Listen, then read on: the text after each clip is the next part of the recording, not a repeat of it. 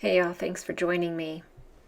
I have a follow-up story, an updated story on the issue that was happening that I reported on through certain Orthodox journalists on the American Orthodox Society of St. John of Shanghai and San Francisco, who went to Congress and protested on the steps and then talked to a few Congress people regarding the persecution of the Ukrainian Orthodox Church and what was going on with the bishops there and all of that. Okay. And I had done many videos on that because it continued to be a story. And one of the last things I showed you was that Archbishop Elpidophoros had said, I don't think that this group is Russian agents, okay, or vehicles of Russian propaganda. And, we're talking about clergy, bishops, priests, and lay people from many jurisdictions, ROCOR, OCA, Antiochian, and some actually Greek Orthodox, and Serbian, and things like that. And they were trying to get our officials, our politicians in Congress and even at the White House, to put pressure on the Ukrainian government to stop the persecution of the church and under Metropolitan Onufri. So I have an update on that, and I've debated on whether to share things like this, especially during Lent. I prayed on it, and I know it's important, and I need to share it. It's just, I prayed on it, and I asked a friend who's a very pious woman. I told her, I said, well, it's not that I'm trying to be hateful. It's discerning, and it's important to share these stories. And she had said, well, that saying the truth hurts. And I said, yeah. But she said, if you are too afraid to speak the truth, then that is also a problem. And I certainly don't want to be like that, especially at this time that we're in now. So I'm going to read this article to you. Pay special close attention to all these details. A couple other pieces I'll bring in from other articles, but it's really important that I read this to you. Hopefully you'll stick with me through this whole story so that we can understand what's happened. Okay? So I'm going to bring it up now. So a private letter from Greek Orthodox Archbishop of America, Elpidophoros, to Patriarch Bartholomew of Constantinople, dated November 21st, 2025. This was leaked out. Okay, so the letter was leaked to and published by the UOJ. It describes it in detail how Archbishop E. traveled to Washington and worked with Proto-Presbyter Alexander Korlutzos to cancel scheduled meetings between a pan-Orthodox delegation of hierarchs, clergy, and laymen, and officials of the White House Faith Office, the State Department, and members of Congress. The delegation had sought to raise concerns, including the imprisonment of UOC clergy, the conscription of priests into combat roles, and the legal suppression of the UOC under Ukrainian law. Archbishop E. confirms the cancellations succeeded, writing that Father Alexander, quote, informed me by telephone that through his coordinated efforts on November 19th, the meeting with government officials were canceled. However, the Orthodox delegation, organized by the Society of St. John of Shanghai and San Francisco, still held several meetings on several occasions, most notably with its day of action in December, if you recall.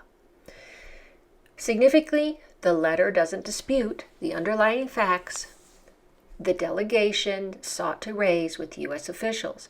Archbishop E. himself acknowledges that the Ukrainian government has taken measures against Onufry personally, this is a quote, his hierarchs and clergy and his entire ecclesiastical presence, end quote, in Ukraine, framing the problem not as the measures themselves, but as Ukraine's inability to justify them internationally. He writes that, quote, the Ukrainian side is unable to convince international public opinion of the correctness of the measures taken. It is notable that he fails to refer to his beatitude, Metropolitan Onufry of Kiev and all Ukraine, with any proper ecclesiastical titles.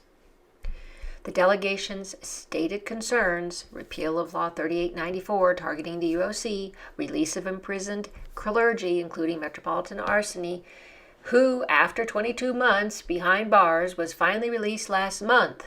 And I will jump to that really quickly just to let you know that apparently the Greek Orthodox outlet reports that the decisive factor in the hierarch's case was the stance taken by American Orthodox public and political figures. So what that Society of St. John did, they pressured enough that Metropolitan Arseniy was finally released. Now, he was released from custody and his transfer to round-the-clock house arrest. So now he's in house arrest, but he's not in detention and jail. Okay, so let's go back. Rather than engaging the substance of these concerns, Archbishop E. systematically labels everyone raising them as instruments of Russian propaganda or foreign influence.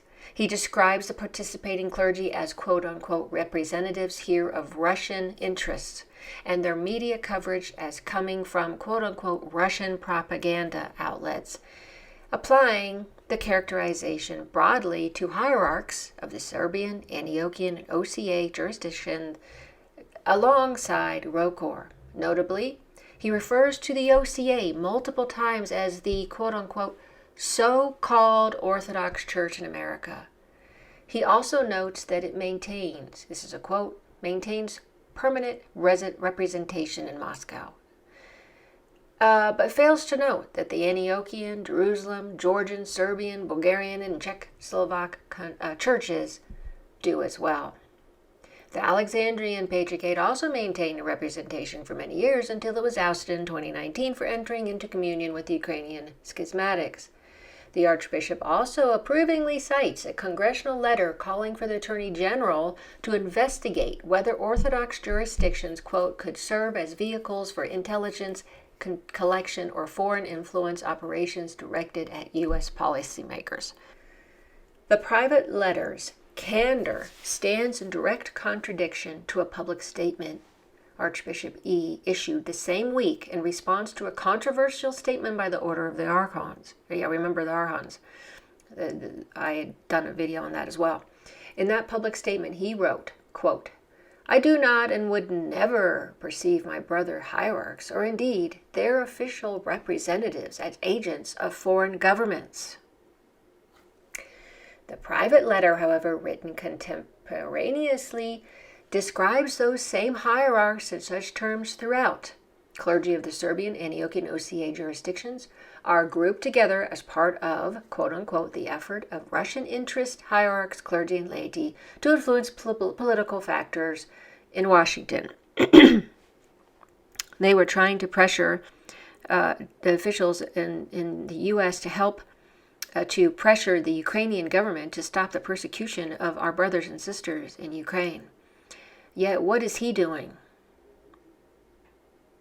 Is he trying to influence political factors in Washington? And how much influence does he have? Seems like a lot, right? The public statement was issued to calm members. Get this.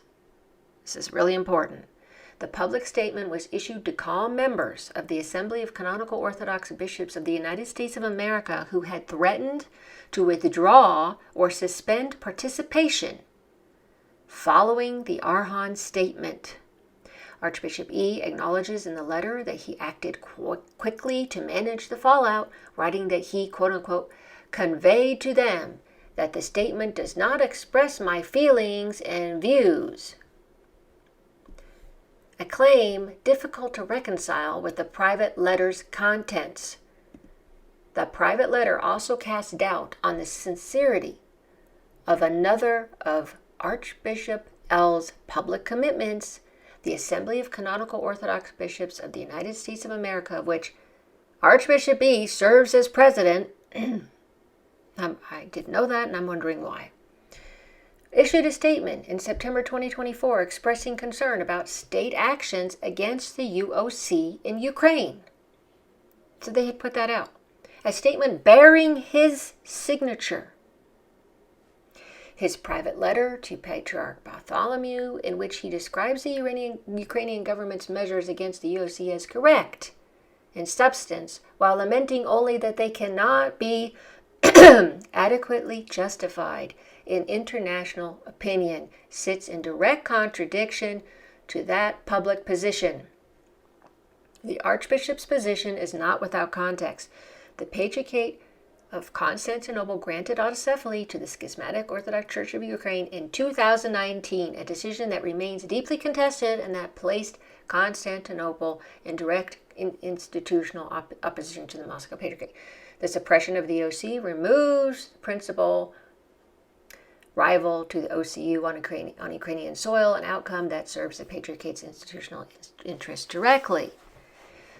Now, critics will note that Archbishop E is working to prevent U.S. officials from hearing testimony about imprisoned clergy and legal persecution of a religious community, was acting not as a neutral ecclesiastical figure, but as an advocate for a foreign government's religious policies, the precise accusation he levels against those he sought to silence. And let's not forget that the Thomas was put into action in January 2019, and Archbishop L was enthroned on June 22nd, 2019. If one was to think in a certain way, you wonder if that was what they wanted set up this way. I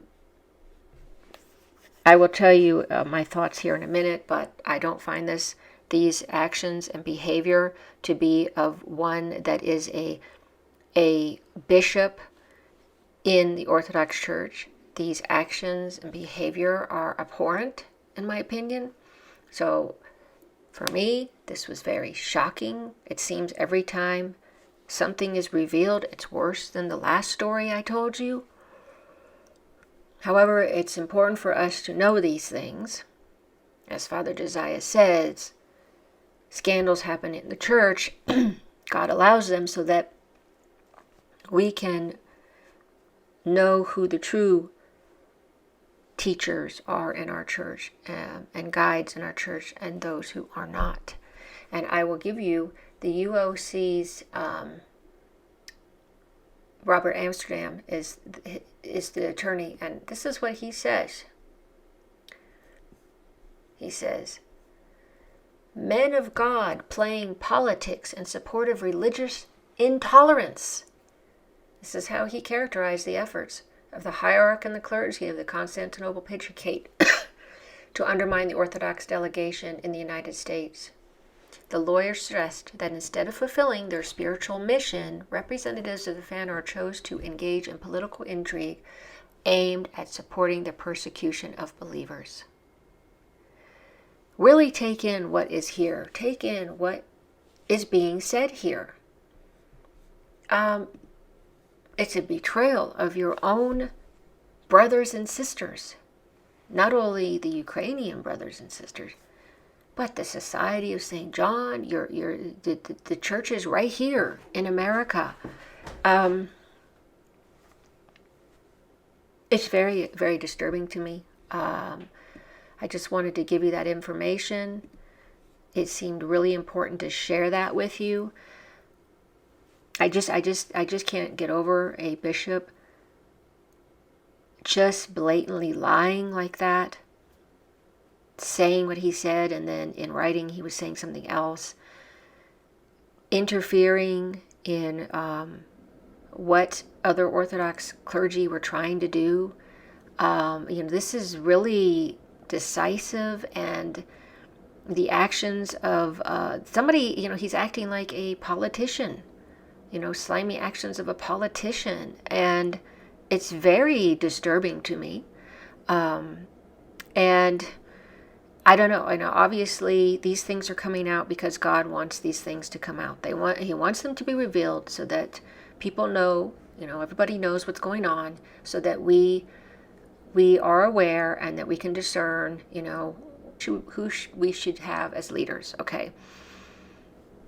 Ever since Archbishop E was enthroned, there's been questions and problems with things that he's done. So this is not a first, but it just seems to get worse.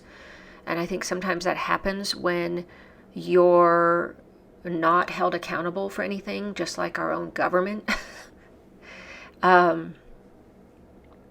But it's paramount that we know this, and that we need to pray. We need to pray that Archbishop E and the others, repent, come to their senses.